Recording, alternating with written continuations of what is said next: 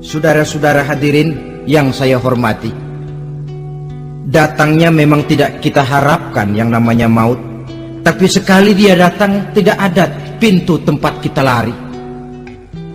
Dia memang tidak pernah kita undang, tapi sekali dia datang mengetok pintu, kekuatan apa yang bisa menolak?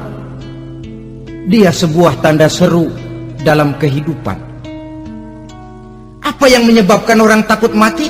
Pertama, barangkali karena dia tidak tahu bagaimana kehidupan sesudah mati. Alam kubur gelap, alam akhirat gelap, sehingga dia bingung. Lantaran bingung lalu jadi takut. Yang kedua, boleh jadi oleh bayangan-bayangan dosa yang pernah dia kerjakan di dunia ini. Kerjanya cuma menumpuk dosa. Dia gembira, bahagia, tertawa di atas tumpukan dosanya, merasa segan berpisah dengan seluruh kehidupan ini, sehingga boleh jadi maut adalah sesuatu yang ditakutkannya benar dalam kehidupan. Tapi bagaimanapun takutnya, tidak ada tempat lari dari dia. Dalam ayat lain Allah jelaskan, "Ainama takunu yudrikumul mautu walau kuntum fi burujim musayyadah." Di mana saja kamu berada, dalam benteng yang paling tangguh sekalipun, maut pasti akan datang menjemput kamu. Nah, bagaimana caranya maut datang menjemput kita? Bila datang dia, sang malaikat pencabut nyawa, malaikat Israel namanya, hendak mengambil roh kita. Dalam suasana macam begitu, di akhir kehidupan dunia, dalam berhadapan dengan sakaratul maut, terbagilah manusia dalam dua bagian besar. Pertama, yang menghadapi sakaratul maut itu dengan husnul khatimah, baik di akhirnya, sehingga pada saat rohnya berpisah dengan jasadnya, kelihatan dia seperti senyum, mukanya cerah. Bahkan sebelum itu boleh jadi dia sempat meninggalkan pesan-pesan yang baik. Ada yang sempat azan, ada yang sempat baca Quran. Pernah kan nemui orang yang mau mati seperti itu?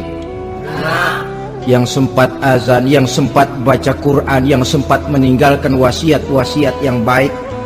Sebab apa? Malaikat maut datang menjemput mereka juga dengan baik-baik. Dicabut ruhnya perlahan-lahan, tapi sungguh pun perlahan-lahan. Pedihnya, sakitnya tetap tiada tara. Rasulullah Sallallahu Alaihi Wasallam, dikala beliau hendak berhadapan dengan sakaratul maut, diceritakan mencelupkan tangannya ke dalam gelas berisi air, lalu mengusapkannya ke muka beliau seraya berdoa, "Ya Allah, mudahkan saya dalam menghadapi sekarat ini." Beliau juga yang mengatakan bahwa sakitnya sakaratul maut sama dengan 300 kali bacokan pedang. Sehingga kita diajarkan doa. Di antara doa selamat itu kan ada, Allahumma hawwin alaina fi sakaratil, ya Allah, mudahkan saya di dalam menghadapi sakaratul maut itu. Ketika ruh ini keluar dari jasad, mata masih mengikuti ruh itu. Jika kadang-kadang ada yang matanya terbelalak dan tidak sempat ditutup, terbuka terus, mengikuti ruh itu keluar dari jasadnya. Adapun golongan kedua, manusia yang ketika berhadapan dengan sakaratul maut mendapatkan su'ul khatimah, jelek di penghabisannya. Sekaratnya sudah setengah mati, lalu jelek juga di akhirnya, mati dalam keadaan yang tidak baik, tidak terpuji. Ada yang lagi megang kartu, mati. Ada yang lagi di tempat ngadu ayam, mati. Ada yang lagi di tempat pelacuran, mati. Ada yang lagi megang botol minuman keras, mati. Nih barangkali malaikat maut gemes banget nariknya, lu bajingan, lu tarik terus kan. Mati su'ul khatimah. Makanya bagus itu. Kadang-kadang di majelis-majelis taklim kan sering dibaca, ya Allah biha, ya Allah biha, ya Allah bihusnil khatimah. Kan ada itu? Ada enggak? Saudara hadirin, mohon agar oleh Allah kita diberikan husnul khatimah, baik di saat ruh akan berpisah dengan jasad. Ini sesuatu yang pasti. Sang malaikat maut datang menjemput nyawa. Setelah ruh berpisah dari badan, maka tinggallah sang badan, ditangisi oleh semua yang kita tinggalkan. Sehingga kepada putrinya Fatimah, ketika malaikat maut datang hendak menjemput baginda Nabi, beliau berkata kepada anaknya, Fatimah, kamu tahu siapa yang datang? Saya tidak tahu, Bapak. Yang datang hadimul lazat, itu dia yang menghancurkan seluruh kesenangan dunia. Wa qati'us syahwat, yang memisahkan kita dengan seluruh yang kita cintai. Dia malaikat maut, Pak. Manakala jasad sudah ditinggalkan oleh ruh, itulah yang dikerubungi orang. Anak menangis, istri menangis, orang tua bersedih, teman-teman merasa kehilangan, menangisi jasad. Diuruslah jasad kita, dimandikan sebagaimana mestinya, dikafankan dengan kain putih 3 lembar. Itu yang hendak kita bawa kembali ke tempat asal kita. Pakaian sutra, jas yang mereknya Switzerland wool, kain yang Samarinda, sepatu yang Belly atau Beltoni, jam tangan yang Rolex, kendaraan yang serba mewah, tidak ada yang menyertai kita. Kain putih 3 lembar itu saja lagi. Demi setelah dikafankan, dibujurkan kita menghadap ke arah kiblat, orang banyak pun datang menyolatkan kita dengan 4 takbir, diiringi dengan doa. Lalu upacara pelepasan, berangkat kita meninggalkan anak, istri, suami, kampung halaman, tanah air, bahkan alam dunia ini. Selamat tinggal alam dan seluruh isinya. Tinggallah yang tinggal. Saya akan kembali ke tempat asal dari mana saya datang, untuk kembali mempertanggungjawabkan seluruh perbuatan saya dalam kehidupan ini. Manakala upacara pelepasan selesailah sudah, dimasukkan kita ke keranda jenazah, digotong orang, bismillah wa ala millati rasulillah, dibawa ke tempat peristirahatan terakhir katanya. Padahal dulu kalau mau kita istirahat, ke villa lah kita, ke Bali lah kita, ke Hong Kong lah kita, ke tempat-tempat tamasya yang indah. Oh, rupanya akan sampai juga perjalanan menuju tempat peristirahatan terakhir, yang luasnya tidak akan lebih dari 2 kali 1 meter. Diusung orang kita, diantarkan orang banyak. Manakala sampai ke atas liang lahat, pengusung jenazah dibuka, diturunkan kita ke liang lahat, dibaringkan. Gumpalan tanah akan jadi bantal kita, muka dibuka, dihadapkan ke arah kiblat. Setelah itu ditutup liang lahat kita dengan kayu. Masih belum kurang, diuruk dengan tanah. Yang menguruk orang-orang yang tadinya mencintai kita, menyayangi kita. Tapi ketika jasad sudah ditinggalkan ruh, habis rupanya cintanya. Coba jasad kalau sudah ditinggalkan ruh, 3 hari aja di rumah, serem. Ya mayit, siapa yang betah nemenin mayit? Lalu bila upacara pemakaman selesai, maka berusahalah semuanya. Para pengantar akan kembali ke rumahnya masing-masing. Maka masuk kita ke alam kehidupan, yaitu yang disebut alam barzakh atau alam kubur. Apa selesai hidup sampai di situ? Tidak. Hanya beberapa langkah setelah yang mengantar kita pulang. Diriwayatkan dalam hadis Bukhari dan Muslim, bila seseorang sudah diletakkan di kuburnya lalu yang mengantar kembali pulang, maka roh si mayit akan dapat mendengar bunyi terompah orang yang pulang itu. Bunyi terompahnya terdengar. Datang dua malaikat menanyakan dia dengan pertanyaan-pertanyaan yang kalau bisa dijawab dengan betul, dua malaikat yang bernama Munkar Nakir akan bilang, jawabanmu betul, tenanglah kau di sini, naumatal arus, tidurlah kau di sini seperti tidurnya pengantin. Orang yang baik-baik di alam kuburnya akan mendapat nikmat kubur, sehingga masa penantian yang lama. Sebab jangan lupa, kita masuk ke kubur itu kan menunggu sampai datangnya hari kiamat. Jadi kalau kiamat umpama masih 1000 tahun lagi, ya 1000 tahun kita menunggu.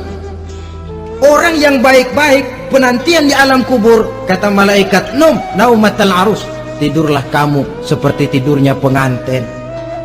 Bagaimana sih tidurnya pengantin? Nggak berasa. Iya, kata anak sekarang, endah aja udah. Begitu mendusin pagi, kata lakinya, malam sebentar bener ya Neng.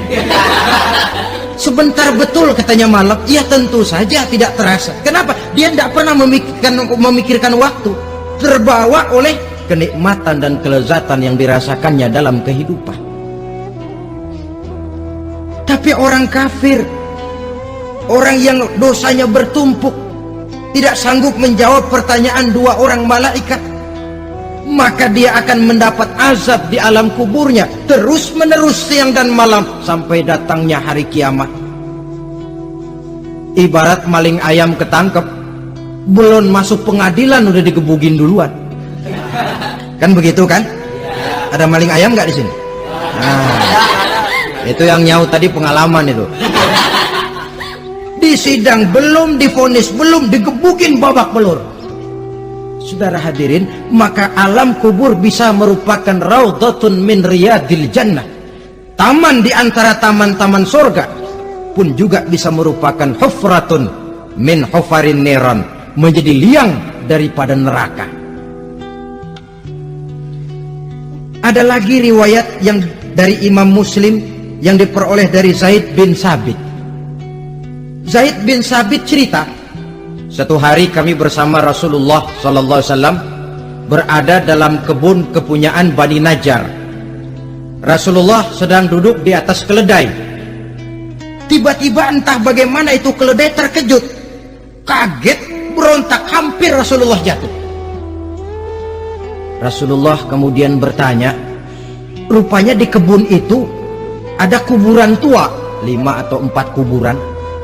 Rasulullah lalu bertanya, saudara-saudara ada yang tahu nggak ini kuburan siapa? Nggak ada ya Rasulullah. Memang kenapa? Ini penghuni kuburnya lagi disiksa oleh Allah. Andai kata boleh saya mohon kepada Allah supaya kamu dengar seperti yang saya dengar, andai kata saja kamu kuat mendengarnya, saya pasti akan berdoa. Tapi sayang, saya yakin kamu pasti tidak akan kuat mendengar mereka mendapat azab di kuburnya. Hadis sahih riwayat Imam Muslim dari Zaid bin Sabit. Kehidupan di alam barzah. Pak, iya kalau yang matinya dikuburin. Lah kalau yang matinya diceburin ke laut, dibakar, di medan perang hilang gak ketahuan kemana jenazahnya. Saudara, hilang kek, dikubur kek, di dalam lautan direndam kek, itu kan cuma logika kita. Menurut Allah tidak ada perbedaan orang mati dikubur di dasar lautan, atau dibakar sampai jadi abu, atau gugur di medan perang tidak ketemu jenazahnya.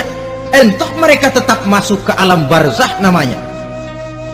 Jasad boleh hancur, tapi roh sebagai sumber kehidupan, pusat kesadaran dan pengertian, dia tetap ada, mengalami kebahagiaan dan kegembiraan atau mengalami kepedihan dan penderitaan, bergantung kepada amalan yang kita lakukan dalam kehidupan di dunia ini. Maka dalam Yasin tadi kan jelas, qul yuhyihal ansha'aha awwala marrah, yang menghidupkan mereka yang dikubur di dasar lautan, mereka yang dibakar sampai jadi abu, yang akan menghidupkan ialah Allah yang menciptakan mereka dulu pertama kalinya. Jadi kalau sudah ada aslinya, ya tentu tidak perlu contoh lagi, akan sangat mudah membuatnya.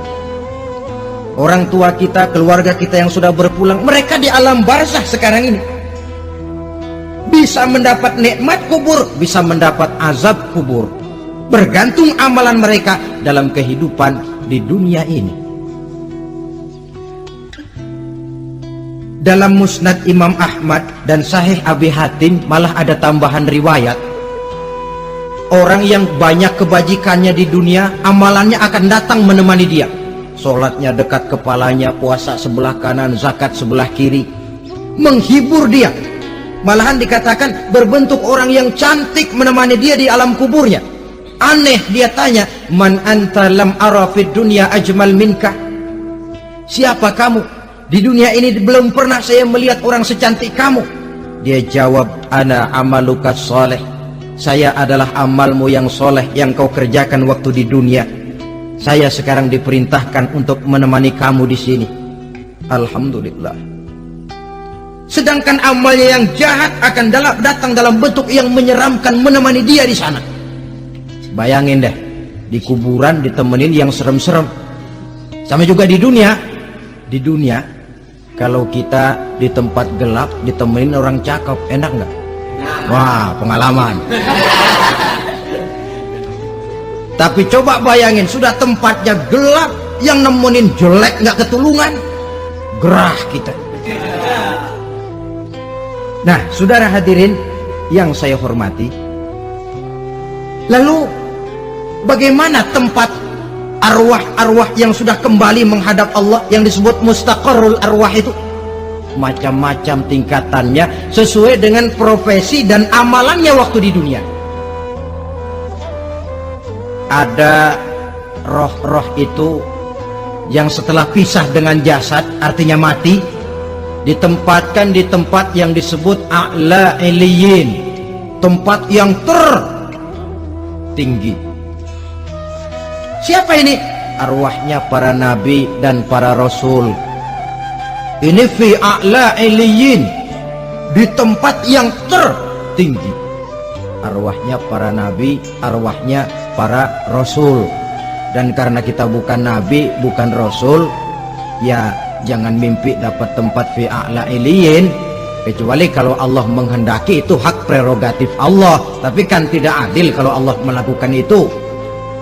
Ini kelompok roh-roh yang masuk golongan VIP. Wah, the first class. Para nabi, para rasul. Lalu ada pula roh-roh itu yang setelah pisah dengan jasadnya diumpamakan seperti burung-burung hijau yang berterbangan di perkebun-kebunan surga. Roh siapa mereka ini? Rohnya para syuhada, orang-orang yang mati syahid gugur membela agama. Nah, ini bedanya orang mati syahid dengan pahlawan, ya. Apa bedanya syuhada dengan pahlawan? Kalau syuhada, orang yang gugur membela agama, niatnya karena Allah, mati syahid. Kalau pahlawan, orang yang gugur membela negara, orang yang dianggap berjasa kepada pemerintah. Klimaksnya, kalau orang mati syahid jelas surga, tapi pahlawan belum tentu surga. Kenapa? Bergantung kepada negara macam apa yang dibelanya dan pemerintah model mana yang dibelanya. Di negara-negara komunis misalnya, banyak nggak pahlawan? Dengan sekian tanda jasa yang mati di medan perang dan sebagainya. Kira-kira pahlawan komunis masuk surga nggak? Ya, kalau pahlawan komunis masuk surga, kita nggak kebagian kapling di surga barangkali. Inilah bedanya pahlawan dengan orang mati syahid. Kemudian ada pula roh itu yang tertahan di pintu surga. Tertahan di pintu surga. Ini seperti tadi, orang yang mati syahid tapi masih ada kaitan di dunia. Rasulullah pernah ditanya orang, ya Rasul, kalau saya maju ke medan perang bela agama, mati syahid, apa saya masuk surga? Iya, masuk surga. Kecuali kata Nabi, kalau masih punya utang. Nah, tertahan di pintu surga. Ada pula roh itu yang tertahan di alam kuburnya. Ini umumnya seperti tadi itu. Ada mempunyai dosa, mempunyai kesalahan, sehingga merasakan azab kubur. Ada juga roh itu yang tertahan di permukaan bumi. Mereka yang dalam hidup selalu menumpuk dosa-dosa yang besar, meninggal sebelum keburu untuk bertaubat. Saudara hadirin yang saya hormati, inilah yang kita khawatirkan.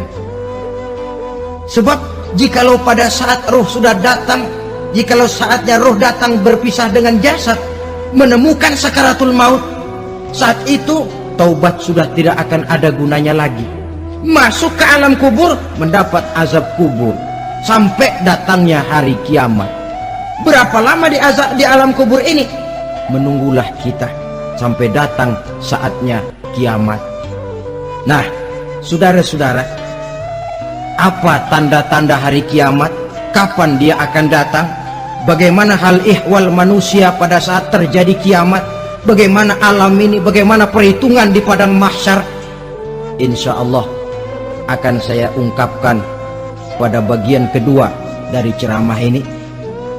Insya Allah kita akan lanjutkan pembicaraan ini sampai kepada terminal paling akhir, surga dan neraka.